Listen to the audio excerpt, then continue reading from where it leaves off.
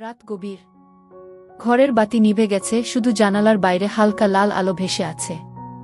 আদুরে এখনও টেবিলের পাশে বসে বাক্সটির দিকে তাকিয়ে আছে। তার হৃদয় ধকধক করছে। আবেশ ধীরে ধীরে কক্ষে ঢুকে বলল, আদুরে, এখনই সময় এসেছে। সবকিছু বলবো যা লুকিয়েছিলাম গু। আদুরের চোখে বিস্ময় ও উত্তেজনার মিশ্রণ। সে হাত বাড়ায় বাক্সের দিকে। আবেশ ধীরে ধীরে বাক্সটি খুলল। ভেতরে ছিল এক গুচ্ছ পুরনো চিঠি, কিছু ছবি এবং একটি ছোট নোট। বিয়ের রাত। ফুলে সাজানো কক্ষে বসে আছে আদুরে।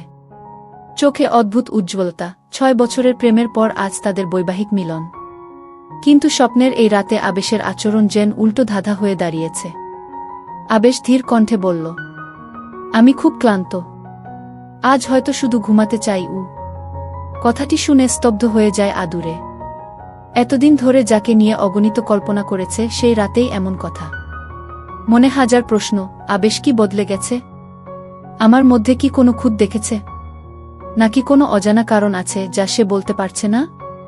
রাগ আর অভিমানে সাজসজ্জা খুলতে খুলতে কান্নায় ভেঙে পড়ে সে। ঠিক তখনই পেছন থেকে ধীর স্বরে শোনে, আদু, এত কাঁদছ কেন? আবেশ তার পাশে বসে মৃদু হাসল। শুধু ক্লান্ত বলেছি বলে এত অভিমান? আমি ভেবেছিলাম তুমি বুঝবে। এসো, আমার কাছে আসো।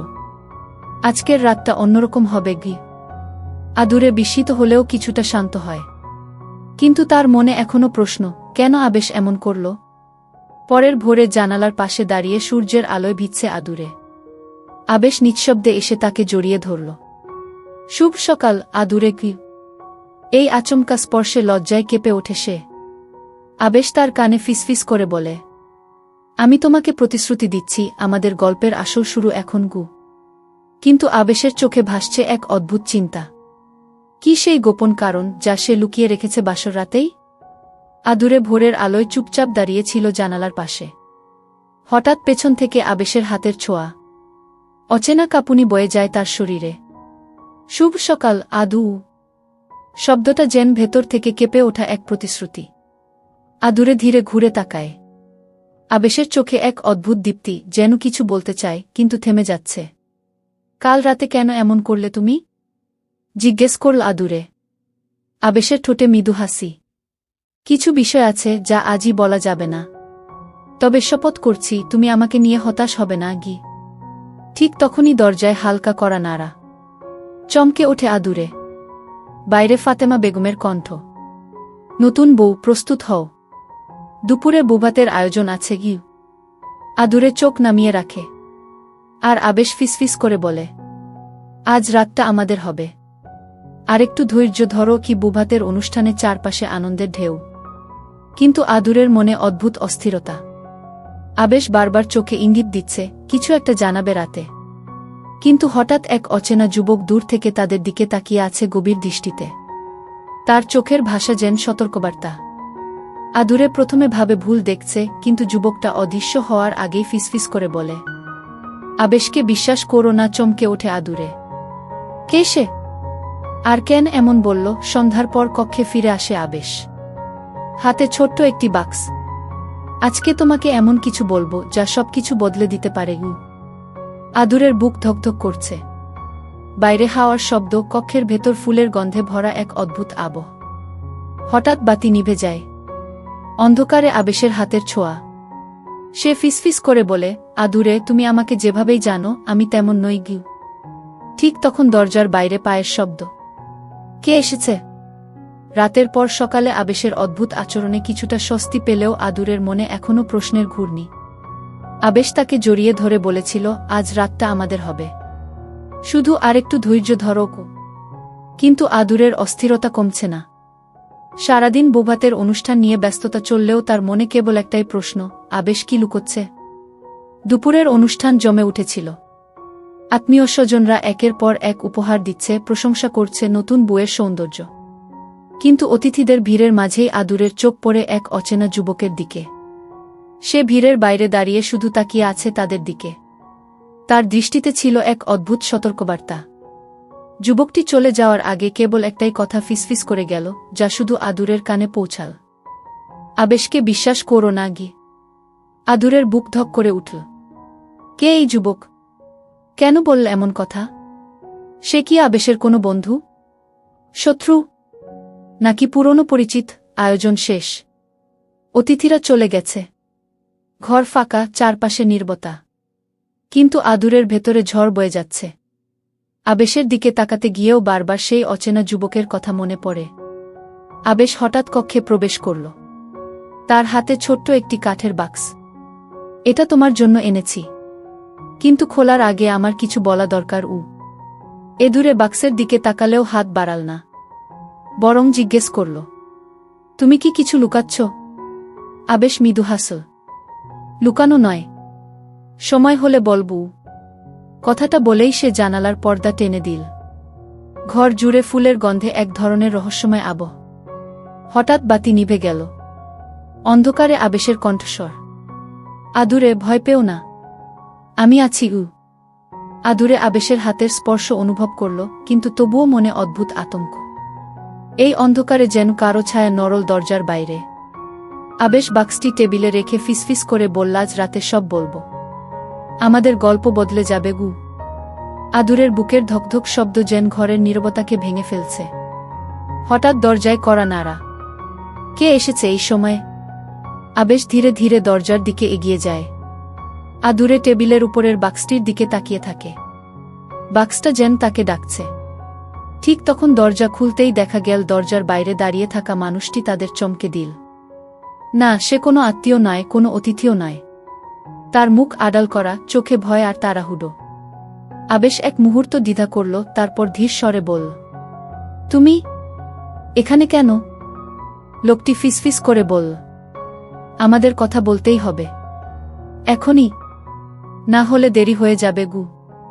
আদুরে বিস্ময়ে তাকিয়ে আছে। লোকটির মুখের অর্ধেক দেখা যায়, কিন্তু গলার স্বরেই বুঝে যায় এটাই সেই অচেনা যুবক যে দুপুরে সতর্ক করেছিল। আবেশ লোকটিকে বাইরে নিয়ে যায়। আদুরের মন কৌতূহল আর আতঙ্কে ভরে ওঠে।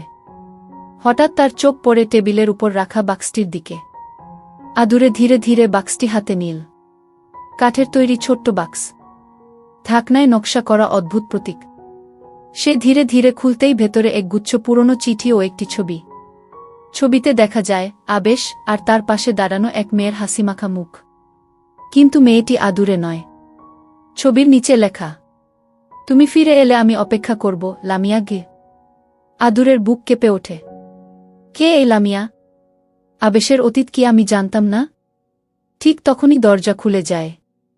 আবেশ ফিরে এসেছে, চোখে চাপা দুশ্চিন্তা। আদুরে দ্রুত বাক্সটি বন্ধ করে রাখে, কিছু বোঝার সুযোগ না দিয়ে।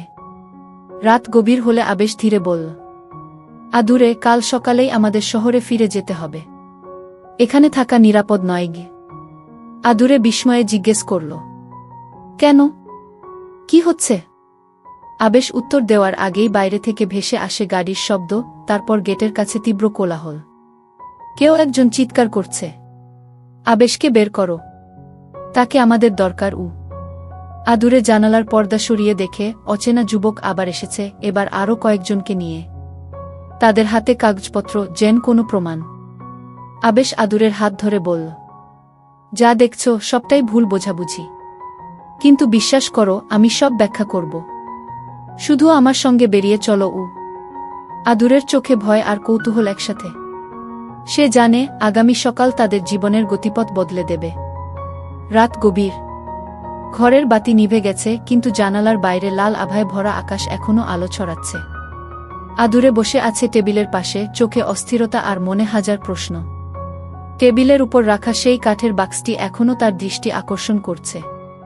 ছোট্ট বাক্স, যা শুধু দেখতে সাধারণ, কিন্তু ভিতরে লুকিয়ে আছে আবেশের অতীতের এক বড় রহস্য। দরজার বাইরে পায়ের শব্দ। আদুরে হঠাৎ মাথা তুলল। দরজা ফাঁক করে তাকিয়ে দেখে বাইরে সেই অচেনা যুবক যিনি দুপুরে সতর্ক করেছিল। এবার সে একা নয়, সঙ্গে আরও ২-৩ জন। চোখে তীব্র রাগ আর আগ্রহের মিশ্রণ। আদুরের হৃদয় তীব্রভাবে ধকধক করতে লাগল। সে বুঝতে পারল কিছু বড় বিপদ তাদের অপেক্ষায়। হঠাৎ আবেশ ঘরের দরজা খুলে প্রবেশ করল। চোখে অদ্ভুত চাপা দুশ্চিন্তা। আদুরের দিকে তাকিয়ে ধীর স্বরে বলল, আদুরে, আজ রাতের সবকিছু তোমাকে বুঝিয়ে দেব। তবে এখন আমাদের দ্রুত সিদ্ধান্ত নিতে হবে। আদুরের চোখে কৌতূহল ও ভয় একসাথে। সে জিজ্ঞেস করল, কেন? কি হচ্ছে? আবেশ বাক্য শেষ করার আগেই বাইরে থেকে কোলাহল। কেউ চিৎকার করছে, আবেশকে বের করো, তাকে আমাদের দরকার। আদুরে জানালার কাছে গিয়ে তাকায়। অচেনা যুবক এবং তার অনুসারীরা এখন আরও কাছে। তারা যেন কিছু প্রমাণ হাতে এনেছে। আবেশ দ্রুত আদুরের হাত ধরল। বিশ্বাস করো, সবকিছু ব্যাখ্যা করব। তবে এখন আমার সঙ্গে বের হও। এই মুহূর্তে আমাদের নিরাপত্তা শুধু একে অপরের মধ্যে গু। আদুরের দ্বিধাগ্রস্ত, তার ভয় ও কৌতূহল একসাথে। কিন্তু সে জানে আবেশের চোখের সেই দৃঢ়তা, তার গলার শান্ত স্বর, সবই বলছে এটি শুধুমাত্র তাদের সম্পর্কের নতুন অধ্যায়ের শুরু। আবেশ বাক্সটি হাতে নিল।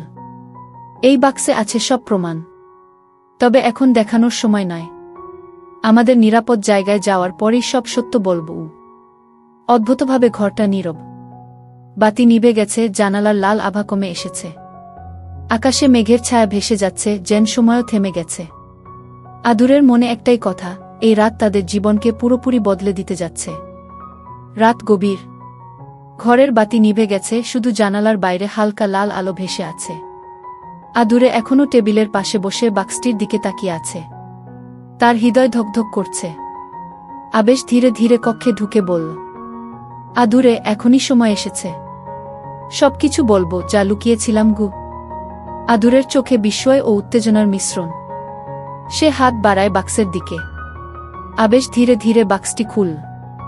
ভেতরে ছিল এক গুচ্ছ পুরনো চিঠি, কিছু ছবি এবং একটি ছোট নোট। আদুরে ছবি দেখে হকচকিয়ে যায়। ছবিতে দেখা যাচ্ছে আবেশ আর একটি মেয়ের সঙ্গে হাসি মুখে দাঁড়ানো। মেয়ের চোখে এক অদ্ভুত আতঙ্ক। নোটে লেখা, যদি তুমি সত্যিই ভালোবাসো তাহলে সবকিছু বলো। লামিয়া গ। আদুরের বুক কেঁপে ওঠে। কে এই লামিয়া? আবেশের অতীতে কি ঘটে গেছে যা আমি জানি না? আবেশ বোঝাতে চাইলেও হঠাৎ দরজার বাইরে কোলাহল। সেই অচেনা যুবক আবার এসেছে, এবার আরও কয়েকজনের সঙ্গে। তারা যেন কোনো প্রমাণ বা বার্তা এনেছে। আবেশ দ্রুত আদুরের হাত ধরে বলল, আদুরে, শান্ত হও। আমি সব ব্যাখ্যা করব। তবে এখন আমাদের নিরাপদ জায়গা চলে যেতে হবে। বাইরে আমাদের জন্য ঝুঁকি আছে কি? আদুরের দ্বিধায় ভরা হলেও আবেশের দৃঢ়তা, তার চোখের আস্থা এবং কণ্ঠের শান্ত স্বর তাকে প্রলুব্ধ করল। তারা জানালার পাশ দিয়ে বাইরে বেরিয়ে আসল।